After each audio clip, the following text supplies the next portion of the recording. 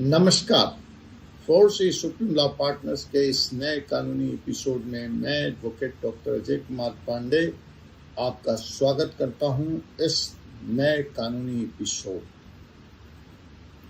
मामला देश की सबसे प्रीमियर जांच एजेंसी इन्फोर्समेंट डायरेक्टरेट प्रवर्तन निदेशालय शॉर्ट में ईडी का आतंक, ईडी का कहर आप सब लोग जानते हैं। 2014 से लेकर आज तक की राजनीति में अगर कुछ नहीं बदला तो वो है ईडी। विपक्ष लामबंद होकर एक बार नहीं कई बार सुप्रीम कोर्ट की शरण में गया, ईडी कानूनों में परिवर्तन की मांग करी, लेकिन कोर्ट से उनको कोई राहत नहीं मिली। सरकार पर ईवीएम में छेड़छाड़ कर चुनाव जीतने के आरोप लगाने के साथ साथ ED as a tool, ED as a औजार, ताकत के बल पर चुनाव जीतने के आरोप लगते रहे। मेरा इन राजनीतिक आरोप प्रत्यारोप से कुछ भी लेना देना नहीं है। मैं ये बात करूंगा ED as a professional, as a premier investigating agency क्या कहीं दबाव में है?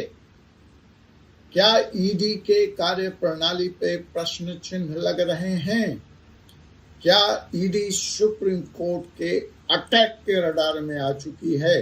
क्या ईडी की कार्य प्रणाली प्रोफेशनल और इम्पार्शियल है? क्या ईडी आने वाले दिनों में अपनी विश्वसनीयता को कायम रख पाएगी?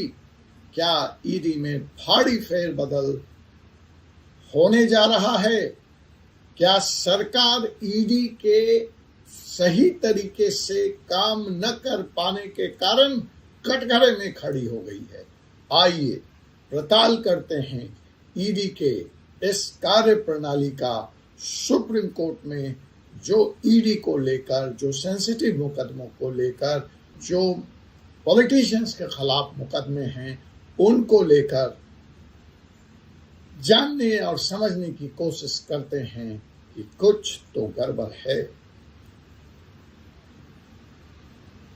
जिस वक्त सरकार संसद में अपना पीठ ठोक रही थी, सरकार के मंत्री राज्यसभा के पटल पर यह बयान दे रहे थे कि ईडी बहुत ही प्रोफेशनल और प्रीमियर एजेंसी है और विपक्ष का जो आरोप ईडी पे लगा है वो बेबुनियाद है, और सरकार ने एक लिखित प्रश्न के जवाब में यह बताने की कोशिश की या यह बताया कि जो बार बार आरोप लगते हैं ईडी पर कि ईडी राजनीतिक विद्वेष के तहत मुकदमे दर्ज करती है और कार्रवाई के नाम पर विपक्ष के नेताओं को सिर्फ तंग करती है और इसका कन्विक्शन रेट 0 है, किसी को सजा के अंतिम विकल्प तक ईडी नहीं पहुंचा पाती, यह एक राजनीतिक टूल, एक राजनीतिक हथियार बनकर रह गई है, तो सरकार ने इसका प्रति उत्तर देते हुए पुरजोर खंडन किया और यह कहा कि ईडी का कन्विक्शन रेट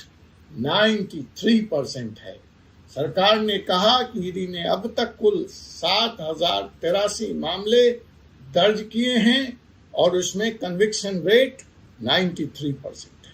यही सवाल है, यही सवाल लेकर आया हूं कि जिस वक्त यह बयान संसद में सरकार दे रही थी, उसी वक्त सुप्रीम कोर्ट मनीष सिसोदिया को जमानत दे रहा था, यह कहते हुए कि पीएमएलए के सेक्शन 45 में जो बिल का प्रोविजंस है वो बहुत ही स्ट्रिंजेंट है, उसके 3 मापदंड हैं, लेकिन उन तीनों मापदंडों को फिलहाल दरकिनार करते हुए हम चौथा मापदंड इसमें जोड़ रहे हैं और वह है राइट टू स्पीडी ट्रायल का। 17 महीने से मनीष सिसोदिया जेल में बंद हैं। पिछली साल भी ईडी से पूछा गया था कि आखिर यह प्रकरण ट्रायल कब शुरू होगा, इसमें ट्रायल कब कंप्लीट होगा, तो ईडी ने कहा था कि यह 6 महीने में कंप्लीट हो जाएगा, लेकिन ईडी पूरी तरह से अपने इस आश्वासन को पूरा करने में विफल रही। अतः इस चौथे आधार पर जो कि पीएमएलए में नहीं है, जो कि कॉन्स्टिट्यूशनल राइट है, उसको सर्वोपरि बढ़ाते हुए ईडी ने मनीष सिसोदिया को बेल दे दिया।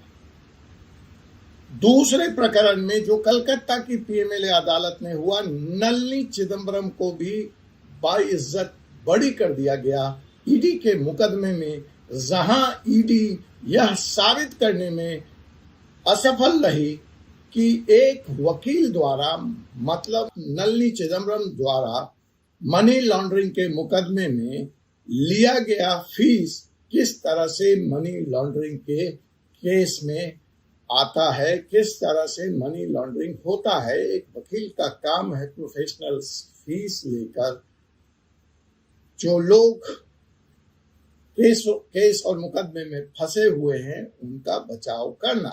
तो वह भी एक भारी बैकफुट पर लाने का काम किया कलकत्ता की अदालत ने। इधर सुप्रीम कोर्ट ने बेल दे दिया, झारखंड के मामले में बेल मिला, और भी ऐसे मामले हैं जिसमें ईडी को बैकफुट पर आना पड़ा और अदालतों ने या तो मुवक्किल को बरी कर दिया या बेल दे दिया। मनीष सिसोदिया के बेल देने के बाद इस आधार पर, देरी के आधार पर, speedy trial is the fundamental right के आधार पर सुप्रीम कोर्ट में फिलहाल जमानत की बाढ़ आ गई है और सुप्रीम कोर्ट को यह कहना पड़ा है बड़ी सख्ती से, उस पर अगला वीडियो लेकर आऊंगा, कि bail is the right and jail is the exception.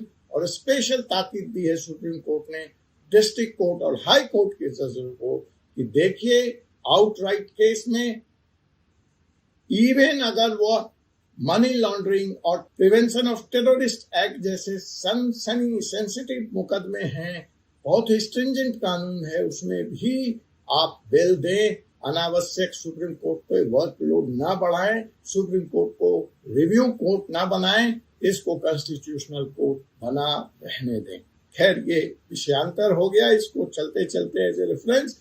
मूल मुद्दा यह है कि ईडी के लिए अब भारी मुसीबत यह है कि बड़ी साफगोई से सरकार संसद में यह बयान तो दे गई कि कन्विक्शन रेट 93% है, लेकिन एक डाटा है जो मैं आपके सामने लाना चाहता हूं।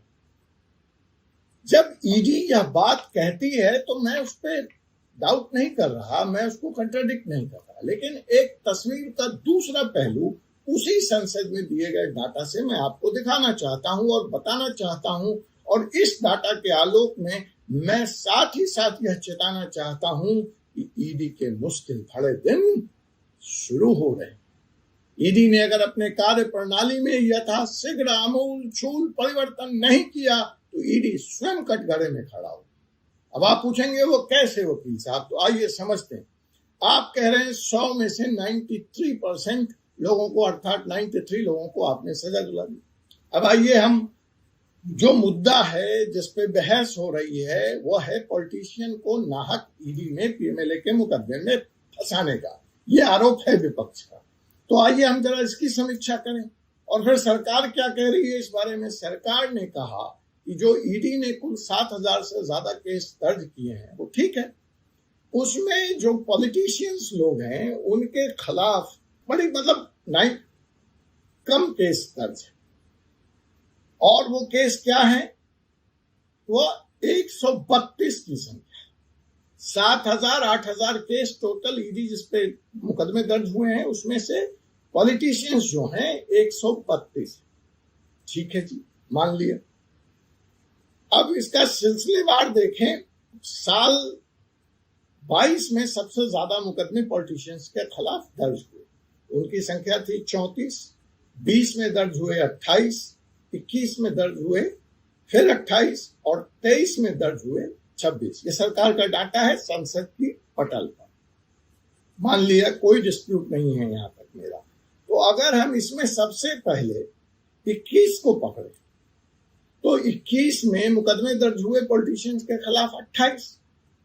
अगर कन्विक्शन रेट 93% है तो अब तक कम से कम 21 में जो मुकदमे दर्ज हुए ईडी ने किए पॉलिटिशियंस के खिलाफ, उसका तो निष्पादन हो जाना चाहिए। या तो वो लोग सजा मिल गई होती उनको, ट्रायल कंप्लीट हो गया होता, या वो छोड़ दिए गए होते। तो 4 साल के बाद भी ईडी पॉलिटिशियन के केस में, स्पीडी ट्रायल तो छोड़ दीजिए, ट्रायल शुरू नहीं हुआ है, ट्रायल कंप्लीट नहीं हुआ है। तो यह जो कन्विक्शन रेट 93% का है, ये कहीं ना कहीं भ्रामक है, कहीं ना कहीं सही होते हुए भी पॉलिटिशियन के केस में कम से कम सही तो नहीं। इससे इतर कोई डाटा ईटी के पास हो तो मेरा ज्ञान वर्धन करे।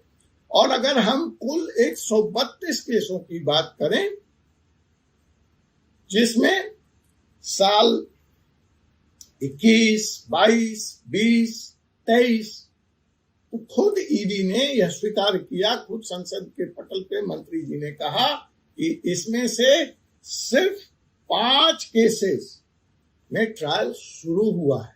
कंप्लीट करने की बात छोड़ दीजिए, 132 में से 4 साल बीत जाने के बाद सिर्फ 5 केसों में ट्रायल शुरू हो पाया है और सिर्फ 1 में कन्विक्शन हुआ है। तो कम से कम यहाँ तो विपक्ष का आरोप सही लगता है कि पॉलिटिशियन के केस में 93% तो छोड़ दीजिए, कन्विक्शन रेट 1% का भी नहीं निकलता है। 1/132 गुने 100 फ्रैक्शन में आएगा। अगर आप कहते हैं तो मैं कैलकुलेट भी कर लेता हूं, चलिए देख लेते हैं। 1/100 इंटू 100, भाई ऐसे ही प्रतिशत निकालते हैं। 1/100 इंटू 100, 1% तो आ गया जनाब।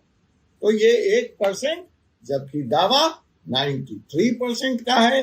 तो कहीं ना कहीं ईडी को अपने कार्य प्रणाली में तब्दीली लानी पड़ेगी, वरना यह जो विपक्ष का आरोप है ये इसके ऊपर चस्पा हो जाएगा। आने वाले दिनों में विश्वसनीयता का संकट खड़ा हो जाएगा। कानूनी कटघरे में स्वयं ईडी खड़ी। देश की प्रीमियर एजेंसी को न सिर्फ न्याय करते हुए न्याय करना होगा, बल्कि न्याय करते हुए दिखना भी होगा। आपसे पुनः मुलाकात होगी एक ऐसे ही विषय के साथ अगले एपिसोड में। तब तक मुझे एडवोकेट डॉक्टर अजय कुमार पांडे को अनुमति दीजिए। जय हिंद, जय भारत।